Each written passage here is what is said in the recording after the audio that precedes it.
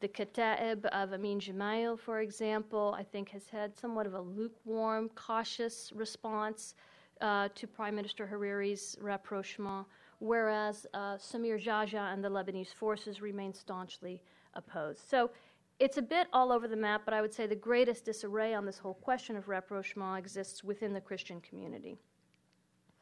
Now, in terms of trying to understand a little bit Syria, the nature of Syria's involvement in Lebanon, here's where we get to talk about the Scuds, which maybe that's why some of you came, I don't know.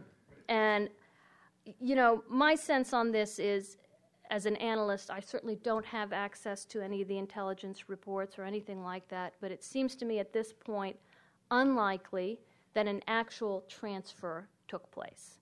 And I say that primarily because no U.S. government officials appear willing to confirm that. And secondarily, because we have denials from the Prime Minister of Lebanon, from the chief of the head of the army. Some people believe they have their own agenda for denying it. I don't know. But my sense is, at best, this is a murky situation. I certainly wouldn't be comfortable making the assertion that Scud missiles have been transferred from Syria to Lebanon. But that being said, and we can unpack what might be behind this latest crisis, and there's all kinds of theories, it still points to the fact that one of the primary instruments for Syrian projection of power into Lebanon is its relationship with Hezbollah. And it's a well-known fact that Syria does, in fact, serve as a primary conduit and perhaps supplier of weaponry to Hezbollah. U.S. officials, while they aren't confirming these reports, continue to ascertain their concerns about the increasing quantity and improved quality of weapons that may be transferred to Hezbollah. So it's clearly an issue, and I mean, it is certainly a legitimate concern.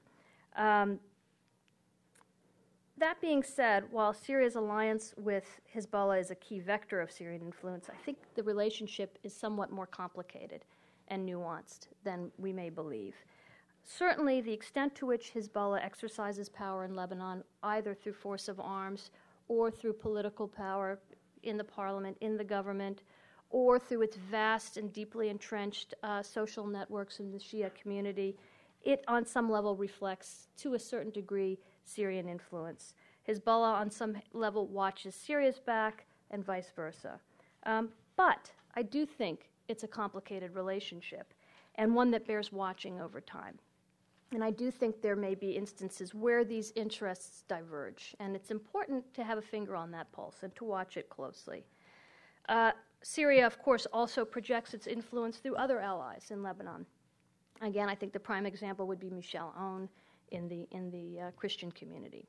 While Syria has withdrawn militarily, I have no doubt that it maintains intelligence assets. It has a well-heeled intelligence apparatus in Lebanon. The Syrians also rely on their tried and true intimidation tactics, and we no longer see the assassination campaign that immediately followed the withdrawal of Syria militarily from Lebanon. But I do think that there clearly are softer forms of pressure and intimidation that are being used. Reportedly, for example, Prime Minister Hariri has been pressured to silence critics within his own future party. There are reports of pressure being placed on media outlets and on politicians and others. All of this, I think, we need to pay close attention to. It does have a chilling effect on Lebanon's otherwise very vibrant political culture. Finally, there are the long-standing economic and family ties that crisscross this border, that have crisscrossed this border for centuries. Some of these ties are vectors for corruption, no question about that, but I think they are also channels for legitimate trade and economic activity, and again, on some level, form the foundation for where these two countries could go in terms of nurturing a healthy, normal, bilateral relationship.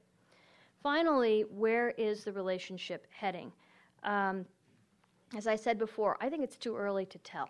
I think we're at a crossroads. If I were to kind of reduce this to two bumper sticker slogans, the one would be Back to the Future, and the other would be Turning the Page. Back to the Future obviously refers to this notion of the Syrians are back, and we're back to 2005. I do not foresee a return of the Syrian military to Lebanon. I don't think that's in the cards. But Syria exercising predominant control in a variety of ways, yes, it's a concern. It's something that really we need to consider. However, I don't think it's a foregone conclusion that this relationship has to revert to its bad old ways. I would argue that the efforts of Prime Minister Hariri and others are working assiduously to avoid this. I think that the Lebanese have come to realize that an aggressive anti-Syrian posture is not sustainable. And in fact, just as a brief aside, I don't think good guys, bad guys, polarized conflicts work in Lebanon. It's too fragile a country. It's a country that really needs to move forward via consensus and flexibility. As I said before, I think the establishment of diplomatic relations is a very important, albeit still symbolic, step in the right direction toward that turning a new page scenario. I think, the hard work of diplomacy over time could yield some very important results that actually help to reform this relationship into something healthy and usher in a new era. I think it's essential for these countries to build trust, to see where the complementarities lie, to build, joint projects, etc. My final point, and then I'll hand it over to Andrew, is essentially that the Lebanese cannot do this alone. I think that constructive engagement on these issues by the West, and in particular by the United States and France, I would say, is essential. And here's where I would put my plug in, or my pitch in with many others, for having an ambassador on the ground in Damascus. So I think that having an ambassador on the ground in Damascus can help to push the Syrians on these critical issues. There is an important window of opportunity right now. The issue of border demarcation is on the table, but I don't think the Lebanese can push this on their own.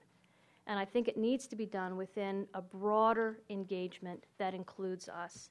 And I think the U.S. has an important opportunity in front of it to help keep Lebanon from the back to the future scenario and really help this country and Syria to turn a new page. And I'll leave it at that.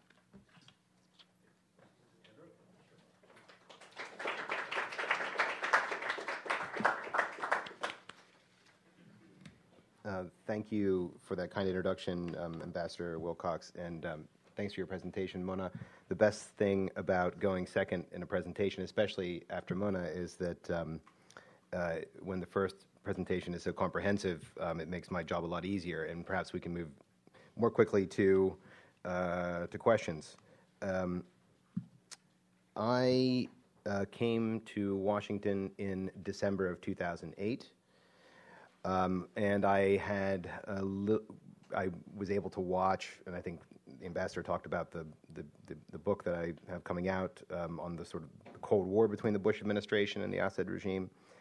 And I was watching Syrian policy in Lebanon very closely. It was one of a number of issues which had grown up between the United States and Syria over the last 5 years, or if not longer. In 2008, both the Syrian government as well as those who were tapped to engage in Track 2 discussions with Americans, some of which I believe came to the Middle East Institute, but a number of other institutes in D.C., including the one where I now sit. The line from Syria was, we cannot stand to have a hostile government in Beirut.